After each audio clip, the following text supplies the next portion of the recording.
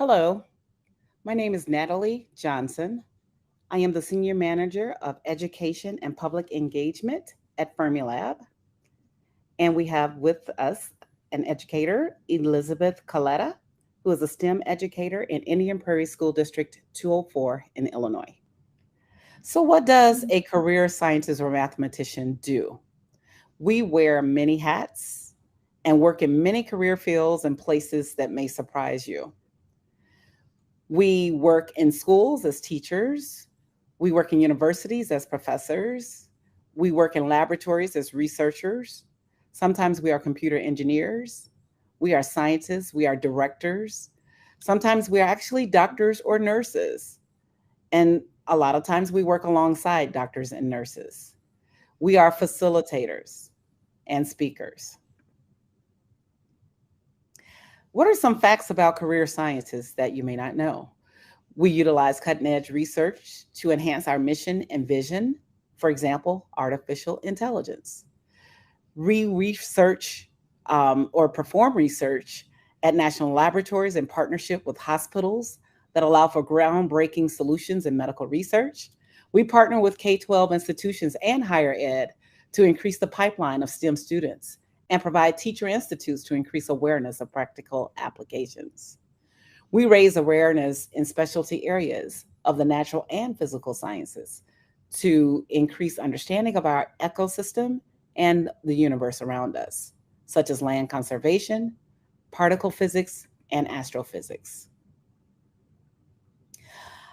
Our research that we perform is interdisciplinary. You're looking at me over several years working in various capacities around laboratories and also within classrooms. The far picture on the right is me actually presenting at a conference in Dublin, Ireland. What is also important for career scientists and mathematicians is collaboration. It is important to be able to communicate effectively with people on your team, as well as the people that you are presenting to.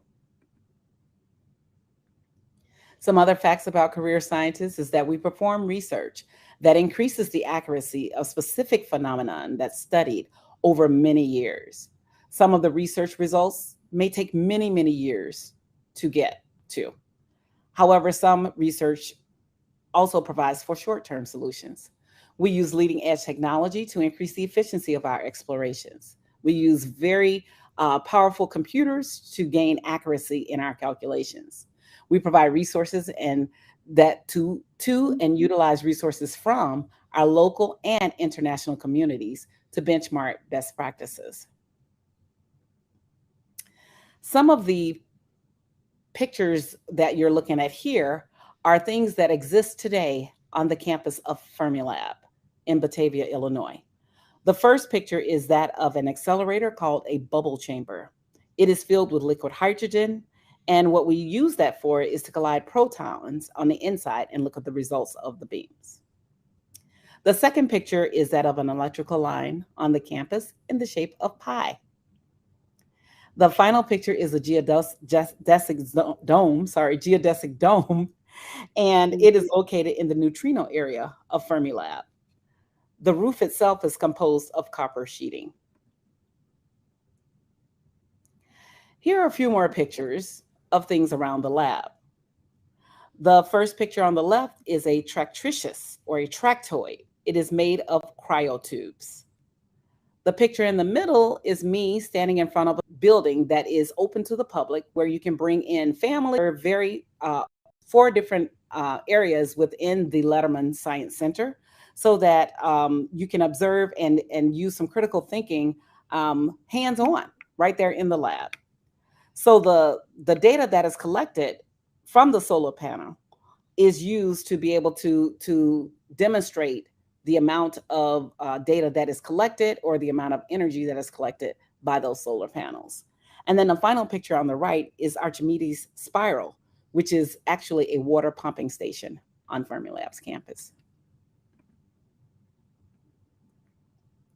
So how can we transfer then skills that are used in the classroom for a career scientist or a mathematician into pre-K through third grade classroom? To help with that, My fellow educator, Ms. Liz Kaleta, is going to help us with that. Liz? Hi, I'm Liz Kaleta. I've been teaching for 25 years, and most recently I've had the opportunity to be a STEM integration specialist. Some of my teaching time was spent at a STEM partnership school in Aurora, Illinois. There, I really came to learn about the importance of STEM as a holistic approach to learning. This evening, just as Natalie said earlier, I'm going to take some time to discuss an educator's perspective on how we can take science and math careers and then utilize those within the classroom and see that connection that takes place as students are learning within the classroom and the same and similar skills that are being utilized by professionals within their careers. I'll be discussing the importance of partnerships as well as the skills that students are practicing each day, the benefits of STEM and tinkering time within the classroom, as well as computational thinking and social emotional learning, and how important those are to the students as they are learning. Career scientists, as Natalie mentioned, a key goal is often to help raise awareness of specialty areas of our natural world and our physical world to increase understanding of our ecosystems and universe. Likewise, a second grader, as you see here from the next generation science standards, often takes a similar approach, but at a second grade level, such as the standard that identifies make observations of plants and animals to compare the diversity of life in different habitats. To help students have a more realistic approach to learning, it works fabulous to maintain and to establish and maintain partnerships and connections with people within the not-for-profit as well as corporate sector. Some of the advantages and benefits to doing this for students in the classroom is that it really helps to spark their interest, whether they're going for a field trip on site or a speaker, let's say, is presenting within the classroom, or even via digitally sharing their thoughts about their career and allowing students to have an opportunity to ask questions about them. This also helps students to make meaningful connections between what it is that they're learning in the classroom and what people that are adults in their career fields are actually doing and what's taking place. It helps them to understand the relevance and importance of what it is that they're learning in the classroom. In addition to promoting career awareness, it also helps the students highlight and utilize skills that are needed within the career field, but students are having the opportunity to learn and develop those skills and practice those skills within the classroom when you're taking a STEM approach to learning, which ultimately then ends up enhancing and increasing the rigor of the students' learning. Sometimes teachers and educators are wondering where it is that they can take a look to develop those community partnerships. There's 4 key areas that I've found beneficial. First is you can even do it within the same school. Teachers from classroom to classroom can make connections. You can do it within your district, building to building, or even across districts, students making connections within the same state with one classroom and then broadcasting a Zoom, let's say, in another classroom, and students are sharing their data and results and developing a connection that way. Not-for-profits are an excellent opportunity for connections and partnerships as well, similar to Fermilab, as Dr. Johnson just spoke of. There's arboretums that may be in your state, as well as local shelters that can help students really see careers in action and make those connections between their current learning and what's taking place out there in the world. Corporations are often willing and often have outreach programs that are already established that teachers and educators can tap into to help enhance the students' learning experiences. as well as there's community organizations such as park districts, government agencies, or even local colleges that are near, close by the school, or perhaps even across the nation. In District 204, we utilize a portrait of a graduate to help symbolize all of the skills that students are practicing and developing daily in the classroom, from flexibility and adaptability to creativity and innovation, helping them really develop a sense of resilience and perseverance, as well as critical thinking skills and problem solving. It's been said through research that students who are STEM fluent learn to think critically, solve creatively, and enhance and engage with fearlessly with the world around them. One way that an educator could implement just a quick and easy activity would be to utilize something such as Tinker Trays. By utilizing this and giving students a tray where it has a variety of different objects and giving the students a challenge or open-ended investigation, it really sparks their creativity and imagination, very similar to what takes place in a career field within the workforce when people are asked to think outside the box and develop new different products or services that help engage people in learning or also in having a better world in which we live. I have found these items on the left-hand side helpful as kind of a little checklist in order to keep in mind what makes successful STEM projects as well as tinkering experiences. Having the opportunity to build in time for discussion is really critical when doing this, as well as giving the students an opportunity for iterations in which they can then develop an additional prototype to say possibly address what they might do different if they are provided with more time, or a student in the classroom might have provided some input or suggestions, and then a group can take those suggestions and implement them and see how they can improve their products or their prototypes. Throughout tinkering and STEM integration, there's so many benefits, from creative mindset to improve skill development, as we just spoke of. Learning from failure is important for students to learn that it's okay to make mistakes as long as we learn from those mistakes, as well as to help improve their confidence and even time management skills, which is such an important skill trait within our workforce. Computational thinking is something that educators don't really realize that they're providing opportunities for their students to do, but really it just naturally happens, especially when providing students with STEM learning experiences. From decomposition of students breaking down a problem into smaller parts to pattern recognition, which is done day in and day out in the elementary schools, as well as continued throughout the rest of students' educational experiences. And generalization is an amazing skill opportunity that allows students to adapt their learning to different problems and create different solutions. In addition to all of those skills, with the world that we live in today, through the COVID experience, we've come to find that students really need social emotional learning. For students to have the ability to really think about their thoughts and then identify their feelings and then realize how those thoughts and feelings are having an impact on their behaviors.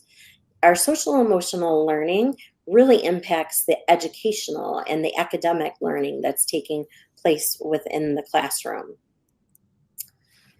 Research indicates that there are long-lasting impacts for social emotional learning, from helping students with self-regulation, self-management, responsibility building. Students are then having an opportunity to practice these skills, which then will be continued within their career choice. And practice those skills even within STEM projects and activities that they do. So, as it says here, it gives the students the opportunity to have improved academic outcomes.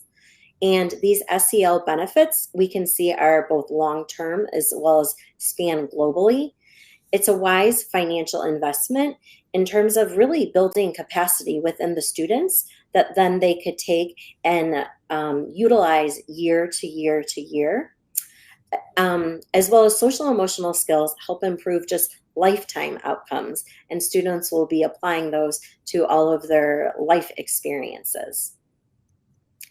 I've found that this is one resource among many that helps students identify their emotions.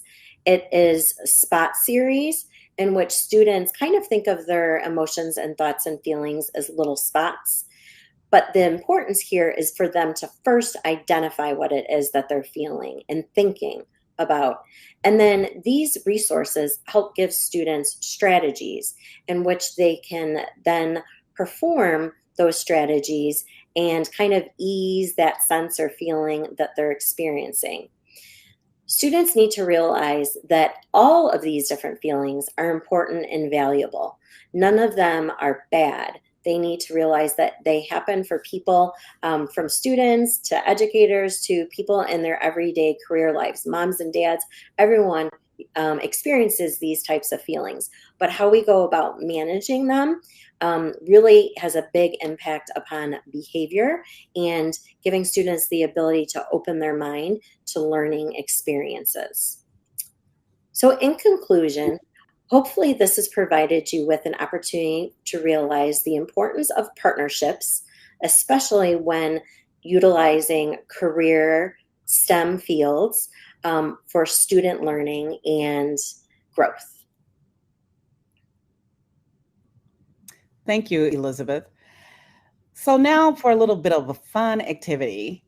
Looking back at some of the art that is placed throughout Fermilab's campus, what I wanted to do here was just to have you to reflect for a moment, as you would in your classroom with your students. Can you spy the math pictures taken at a national laboratory where scientists are hard at work? What do you notice? What do you wonder? Look for things such as symmetry, geometric shapes, asymmetry, and much more.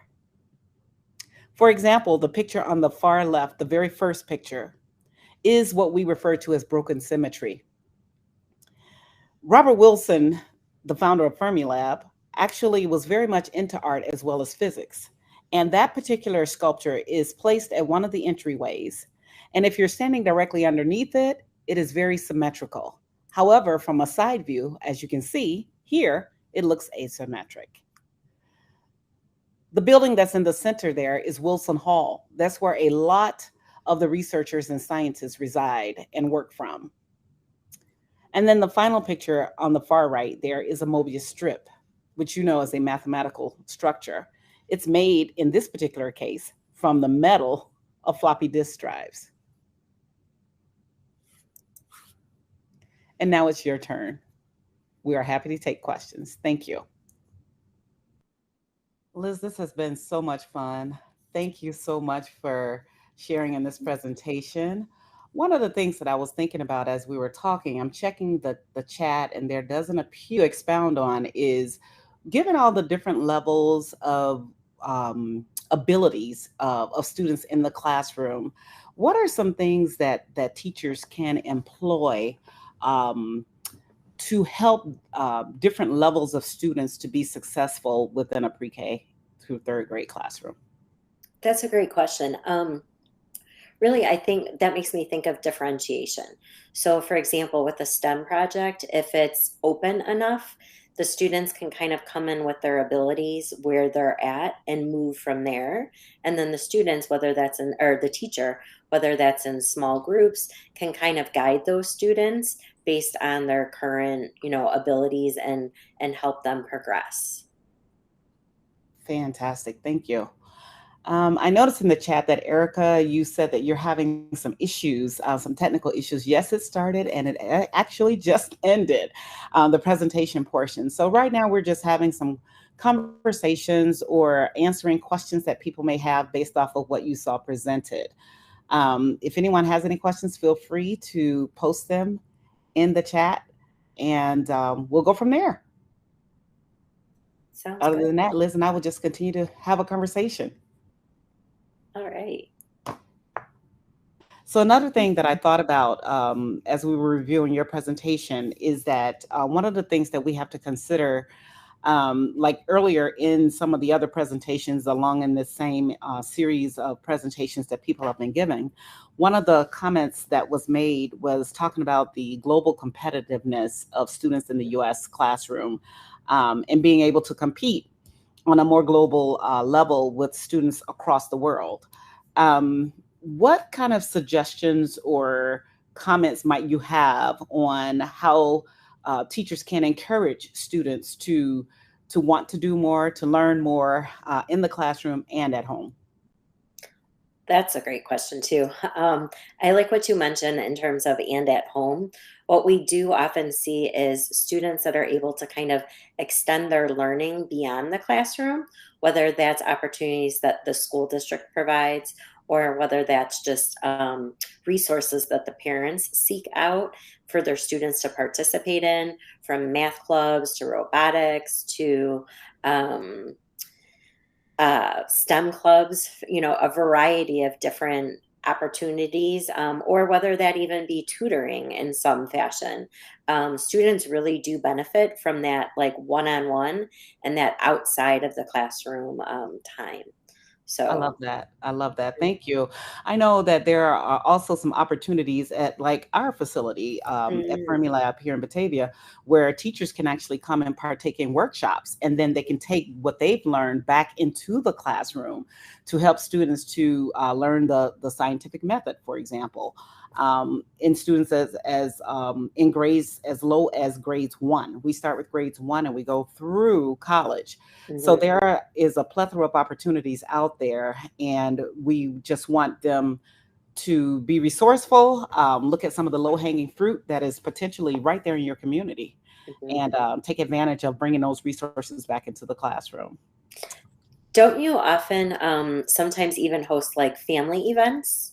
If Yes, we do. Yes, we do. In fact, but due to like COVID restrictions, we were closed down for a little bit, but we are opening back up at the moment. In fact, on October 22nd, we're having our first open house event since COVID. And we're pretty excited about it. It's where families will be able to come out and observe some of the exhibits that are in our science center here in Batavia, and observe the prairie. So we have life sciences and physical sciences, believe it or not, at Fermilab, as well as the art, which is one of the other things that our original founder, Robert Wilson, was very much into. He was an artist as well as a physicist. And so there are remnants all over the lab of art as well. So we implement some art lessons into some of the physics lessons as students are learning about particle physics and neutrinos and quarks and all of those kinds of things. So it's pretty exciting. And we hope that the enthusiasm that students have when they come see us, that they take it back and share that information with their friends, and then more and more people start to come around and to understand the importance of research and all of those kinds of things. So thank you for asking. Absolutely. They definitely do because I've heard them come back and even share in the classroom, what some Awesome. of their experiences were and what they saw and what they did and how much they learned. So that's an awesome Absolutely. community event to offer. Thank you. So You're in the welcome. chat, Erica has posted, and I'm just going to read it. I'm a preschool teacher for LA Unified School District, and which is the foundation of learning, and STEM is very important, and we introduce the children to it. I would like to learn more ways to help the children with STEM. I would like more workshops that's geared to the preschool level. Oh, that's a great idea. And actually, one of my colleagues and I were kind of talking about that recently. How it seems to us that with the young learners, as they like explore and wonder, they still have that natural curiosity. So they're still kind of, or not still, but they are geared, for that natural STEM exploration.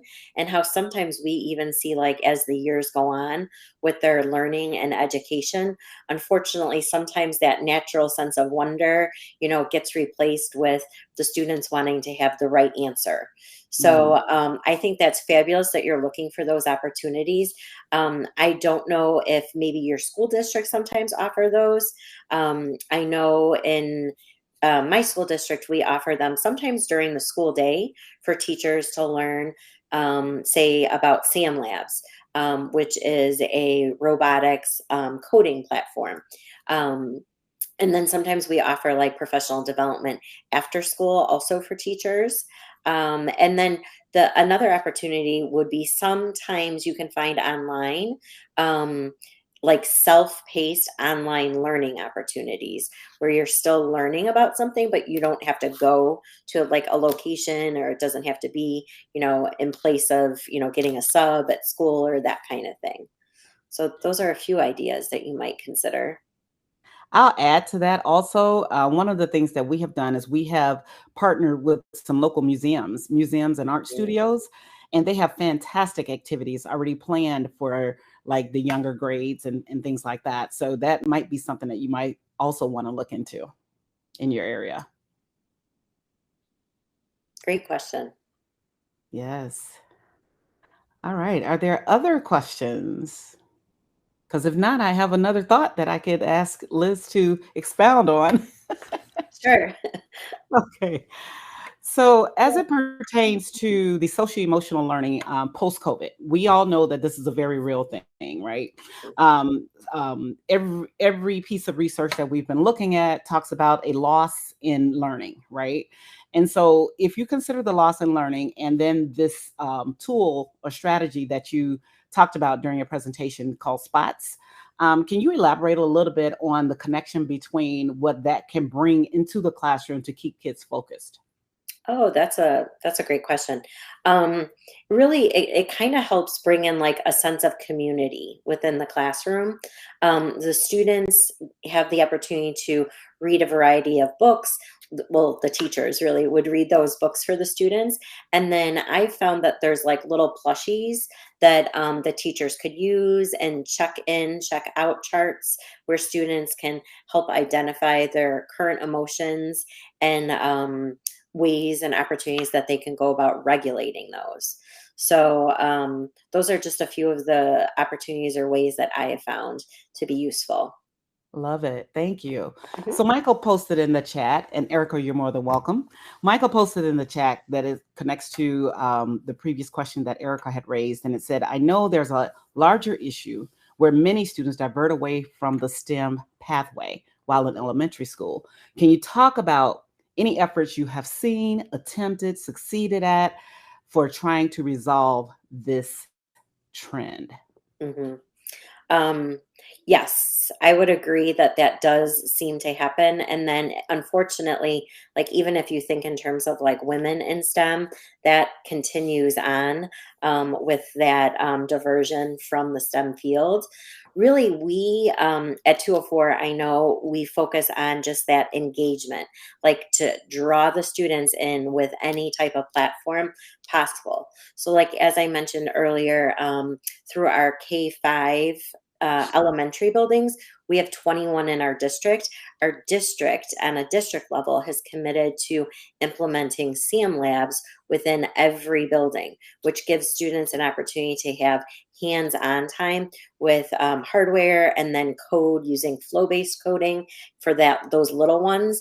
That really helps lay that foundation of computational thinking, and as well as that coding thought process before they even get to block based coding. Because sometimes what we've seen is in the later elementary or even middle school, students like kind of jump into, say, Scratch or that block based coding without having that foundation. And we're finding that that foundation is really helpful for hooking those students in.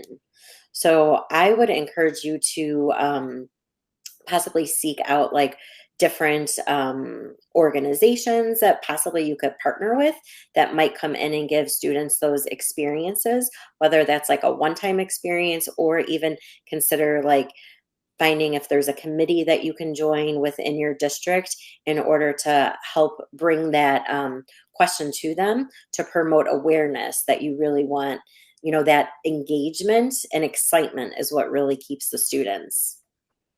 Thank you, Liz. I'll add to that also, Mhm. Michael. One of the efforts that we had going on over the summer is that we engaged students in STEM activities by engaging their families, right?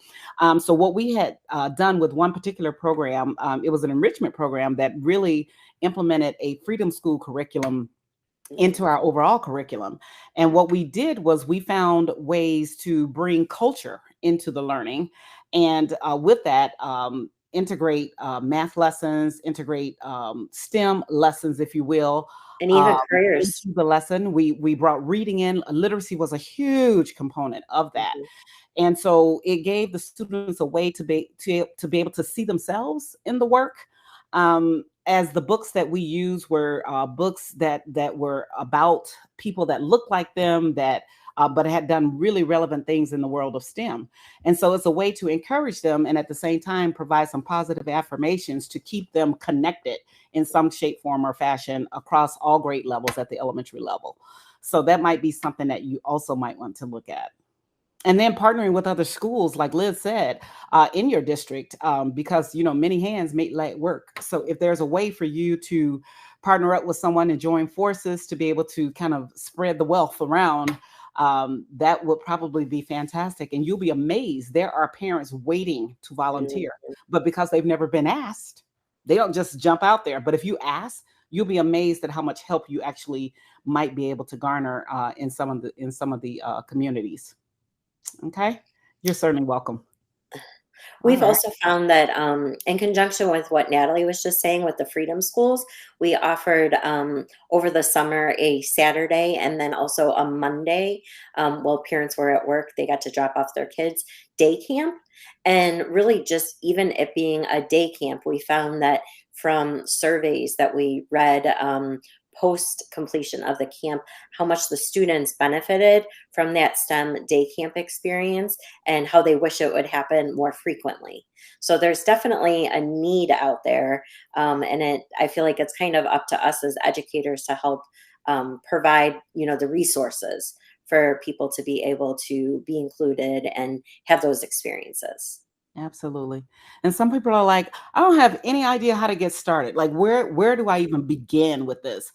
Well, listen, as much as we talk about the downside of social media and all of that kind of stuff, Facebook does have some great features of groups that you can join with people who are like-minded that are just looking for ideas, right?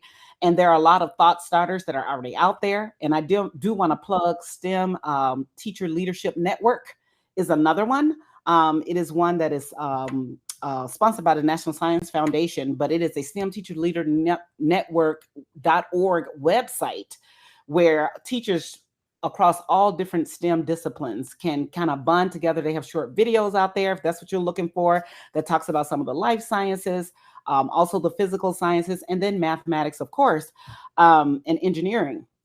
And so they have a lot of student testimonials that are out there, which is wonderful, because again, no matter where you are, students can see themselves in some of that work. So I think those are also some awesome resources that you can dive into.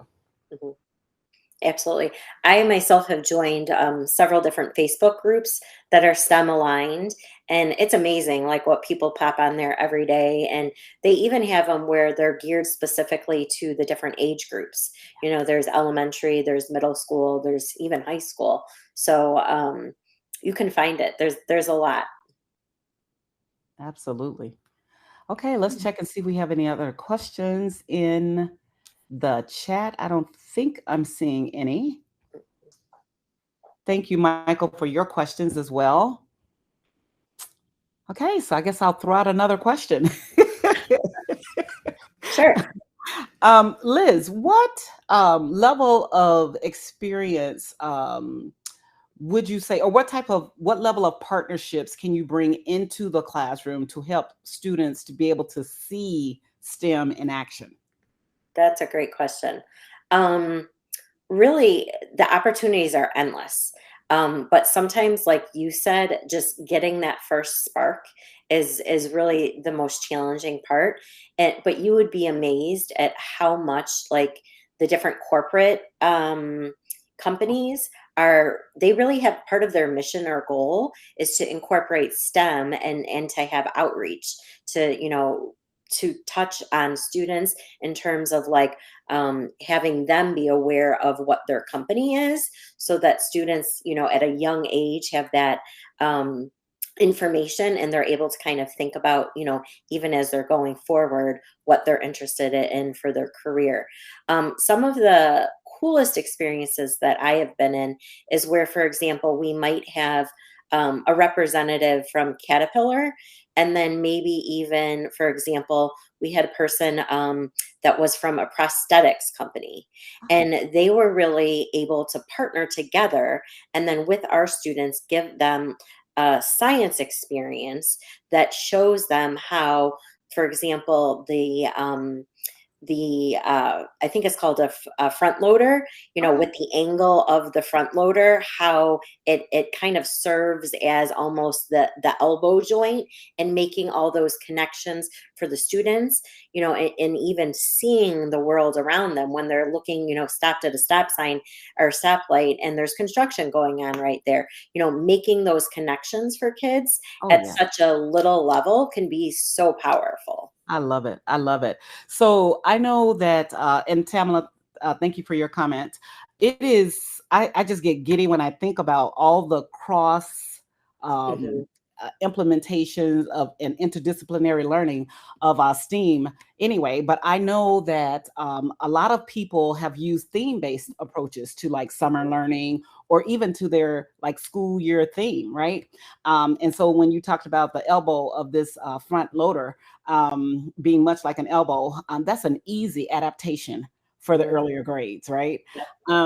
Another thing too is that you can simply establish that your theme for the whole year or for the semester or for the term or for weeks or whatever might be something like emergency responders, right? Hmm.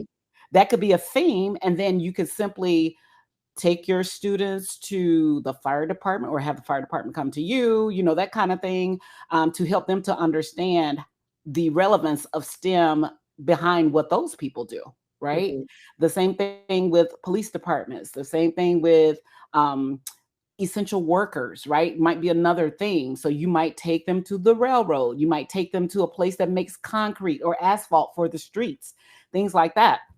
But those things involve measurements. It involves a little bit of chemistry, right? A little bit of there's a whole lot of different spins that you can put on this, and there's a lot of low hanging fruit right around you that you don't necessarily have to go out or spend a whole lot of money to make some of these things, these ideas work either. So just wanted to I, throw I really like, Natalie, how you touch on the thematic approach. For example, when I was talking about that example with the elbow and the front loader, how that the name of that unit that we were studying, all encompassing, was structure and function. that. How, something is structured a particular way, how that helps implement and really dictate the function that that item, performs, and then Right, seeing those connections. right. It's just really empowering when the students have those light bulb moments and are like, oh my gosh, like, something that they've just never thought of, and it's just so fun and so encouraging. Absolutely, absolutely. And I like the unit that you spoke about earlier about coding without coding, right? Some people just Mhm. get very frustrated with the coding aspect of things, right? But there are some people who also love it, right? And so you can have a little bit of a mix for everybody. And like I said, I just get giddy when I think about so many different avenues that you can take with this whole STEAM approach, right? There are so many different ways to approach the topic by grade level, and still hold it all true to the state standards. It's a wonderful thing. Absolutely. It's a wonderful thing. Absolutely. I couldn't agree more. All right. I'm going to check the chat again here. Looks Okay. like we're clear. Yep. All right. Liz, you have any other comments that you'd like to add on anything that any ideas that may have come up as we were having this discussion that could potentially give some other ideas to the folks who are on the call? That's a great question. The one thing I think that I've kind of come across is sometimes educators are concerned that they might be doing something wrong. Like they Mhm. don't know exactly how to do it. And, what if I don't do this right? What if we don't do that right? Really just jump into it. Just give your children those experiences to have that, exploration time, because really that's where all of the magic takes place. And then oftentimes teachers are learning alongside students. And really, those are really powerful moments too. When the teachers are like, oh, wow, and letting, the students kind of lead with their discoveries and lead with what it is they are interested in exploring more. Absolutely, absolutely. So simple concept, Deborah. You're more than welcome. You may be gone, but you're more than welcome. Um, here's another way to incorporate STEM and STEAM together. For example, some people love the beauty of flowers, right? Hmm. We know mathematically that some flowers are definitely put together following certain patterns or sequences that are known theories in mathematics, right? So as in the Fibonacci sequence, I just thought I'd throw that out. But Hmm. then there are many others, right? When we start talking about spirals and all this other kind of stuff, they follow a very predictable pattern. Hmm. You can take a life science unit such as that and have the students to come back and sketch those things, right? To bring the art into it and then to add some color to it. And then you can actually have them to create a miniature model of that on in 2D, and then to actually, from a geometry standpoint, extrapolate it on a larger scale, right? Those are some very simple things that you can do that don't cost anything other than some crayons and or colored pencils or ink pens or what have you. I'm a spirograph girl myself. I know I'm probably dating myself here, but No, it's fun. but all of those things are very relevant ways to keep people interested in STEM. And I think what brings it all to life is when you actually have a real person in front of them who are utilizing some of those very skills that you're learning in Yes. the classroom in real life and Yeah. showing and demonstrating what that looks like and letting the students see, touch, feel. Yep. Absolutely. And through the partnership school, we found that the students and teachers benefited really as much as the people from the career field. They really, at first, were kind of apprehensive to come in and talk with, a group of younger children. But really, they walked away realizing how much is happening and going on in the classroom. And, just to be able to come back and follow up on that experience, and have like a consistent partnership is really amazing and effective. Absolutely. And some of the concepts that are in some of the industries may be very complex concepts. For example, teaching a student about neutrinos or neutrino physics or superconducting, or just high accuracy computing, those kinds of things. However, there are other concepts that are not as complex that you could still bring in front of them. And like I said, because students have different ability levels and learn at different rates and different paces, there's something for everybody. You can just figure out what that is. We as teachers do that all the time, right? We always figure out a way to differentiate the learning. And so, I get excited about it. And I know and hope that you guys are excited as well. That's why you've held on with us for 43 minutes. So thank you so much for tuning in today. Yes. And thank you very much on behalf of IES for this opportunity. Liz? Thank you. Yep. Same on behalf of me. We appreciate you guys taking the time to join us today.